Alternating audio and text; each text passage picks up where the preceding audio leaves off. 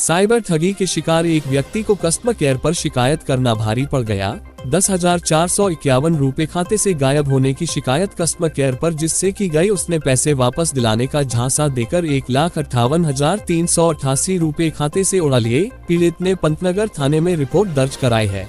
Police मामले की जांच कर रही है। उर्वदत्त उपाध्याय GH गेस्ट हाउस में कार्यरत है और पंतनगर की झा कॉलोनी में निवासरत है। उसने पंतनगर थाने में दी तहरीर में बताया कि मोबाइल पर आए मैसेज से उसे पता चला कि उसके खाते से 10,451 कट चुके हैं। उसने पंजाब नेशनल बैंक का कस्टमर केयर नंबर ऑनलाइन लेकर बात की। कस्टमर केयर से बात करने पर उसे बताया गया कि आपके खाते से जो पैसे कटे हैं मैं वापस कर रहा हूं। आपके मोबाइल नंबर पर एक OTP आएगा, आप उसको बताना। OTP की जानकारी देने के बाद खाते में पैसे वापस आने के बजाय 1,56,388 रुपए और गायब हो गए। पुलिस ने मुकदमा दर्ज कर मामले की छानबीन शुरू कर दी है।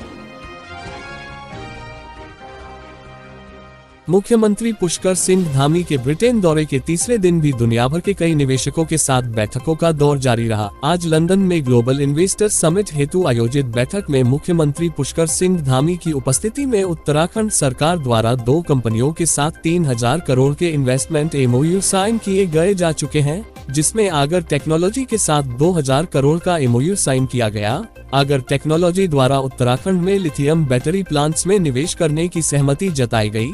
इसी क्रम में आज फेरा बार्सिलोना के साथ 1,000 करोड़ का MOU साइन किया गया। फेरा बार्सिलोना यूरोप का प्रतिष्ठित ग्रुप है जो कि कन्वेंशन सेंटर और इवेंट्स मैनेजमेंट में काम करती है। ये विश्वस्तरीय बिजनेस फेयर कराने की दक्षता रखते हैं। प्रदेश सरकार की ओर से सचिव उद्योग विनय शंकर पांडेय ने MOU में साइन किए। इसके अतिरिक्त इस माई ट्रिप के साथ भी 2 MOU किए गए। इसमें राज्य समर्थित OTA ऑनलाइन ट्रैवल एग्रीगेटर बनाए जाने और पर्यटन के लिए विश्व में उत्तराखंड का प्रमोशन करने पर इस माई ट्रिप ने सहमति दी। इससे बड़ी संख्या में रोजगार के अवसर सृजित होंगे। इस दौरान सचिव मुख्यमंत्री डॉक्टर R मीनाक्षी सुंदरम, महानिदेशक उद्योग रोहित मीना समेत प्रतिनिधि मंडल के अन्य पदाधिकारी एवं निवेशक मौजूद रहे। उत्तराखंड उच्च न्यायालय ने हल्द्वानी में भू माफियाओं द्वारा रेलवे, वन विभाग और राजस्व की भूमि को 100 और 500 रुपये के स्टाम्प पर बेचने के खिलाफ दायर जनहित याचिका पर सुनवाई करते हुए याचिकाकर्ता को निर्देशित किया कि जो भी आरोप उन्होंने लगाए हैं उसके सबूत शपथपत्र के माध्यम से न्यायालय को दिखाएं। मुख्य न्यायाधीश विपिन सांघी और न्यायमूर्ति राकेश थपलियाल की खंडपीठ ने अगली सुनवाई 4 दिसंबर को तय की है। मामले के अनुसार हल्द्वानी निवासी हितेश पांडे ने जनहित याचिका दायर कर कहा कि हल्द्वानी के गफूर बस्ती में रेलवे की भूमि, गोलापार गोजाजली स्थित वन विभाग वलोर राजस्व की भूमि को भू माफियाओं के द्वारा 100 और 500 रुपए के स्टाम्प पेपर पर बेच दिया गया है। जिन लोगों को ये भूमि बेची गई वे लोग उत्तराखंड के स्थायी निवासी नहीं हैं और ये लोग रोजगार के लिए यहाँ आए थे। कुछ ही समय बाद CSC सेंटर में इनके वोटर ID तक बन गए।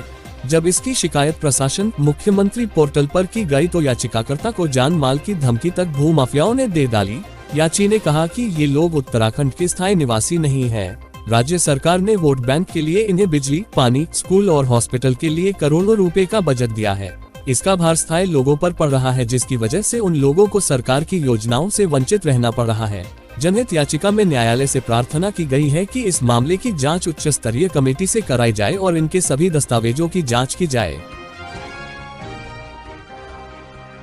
चंपावत को एक पर्यटन के लिए बड़ा डेस्टिनेशन बनाने के मुख्यमंत्री पुष्कर सिंह धामी द्वारा किए जा रहे प्रयास के तहत जिले में साहसिक पर्यटन गतिविधियों को बढ़ावा देने हेतु जिले के महाकाली नदी में चूका में एंगलिंग तथा चरण मंदिर से बूम तक 3 दिवसीय राष्ट्रीय स्तर की एंगलिंग एवं रिवर राफ्टिंग प्रतियोगिता कर रहे हैं। लोगों तथा एंगलिंग प्रेमियों के लिए रोमांस भरी रही एंगलिंग व महाकाली नदी में बूम घाट में सलालम प्रतियोगिता में जिलाधिकारी नवनीत पांडेय द्वारा भी चरण मंदिर से बूम घाट तक 13 किलोमीटर राफ्टिंग की गई।